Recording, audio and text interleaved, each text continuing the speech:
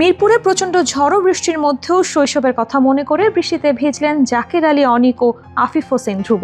এদিন মিরপুর স্টেডিয়ামে legends for Rupganj এবং ব্রাদার্স ইউনিয়নের খেলা শেষ হওয়ার আগেই নেমে আসে বৃষ্টি। পরে সবাই চলে যায় ড্রেসিং রুমের দিকে, কিন্তু একটু পরেই যখন ঝড় বৃষ্টি নামে তখনই ড্রেসিং রুম থেকে বের হয়ে আসেন জাকের আলী অনিক।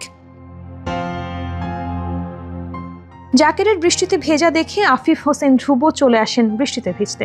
দুজনই মাঠের মধ্যে গিয়ে শৈশবের মতো বৃষ্টির পানি দিয়ে খেলতে থাকেন।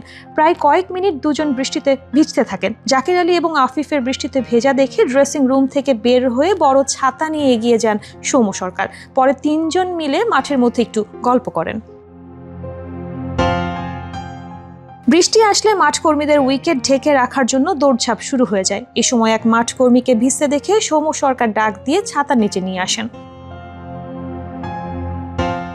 মিরপুর শেরেবাংলা জাতীয় ক্রিকেট স্টেডিয়ামে ব্রাদার্স ইউনিয়নের বিপক্ষে জাকের আলী অনিক ৪৯ বলে করেন ৪৪ রান, খেলেছেন ৪টি ৬-এর মার। তবে ব্যাট হাতে সুবিধা করতে পারেননি আফিফ হোসেন ধ্রুব, ৭ বলে করেন মাত্র ২ রান। অন্যদিকে সৌম্য সরকার এদিন ব্যাট হাতে ছিলেন উজ্জ্বল, ৭৯ বলে করেন ৮০ রান।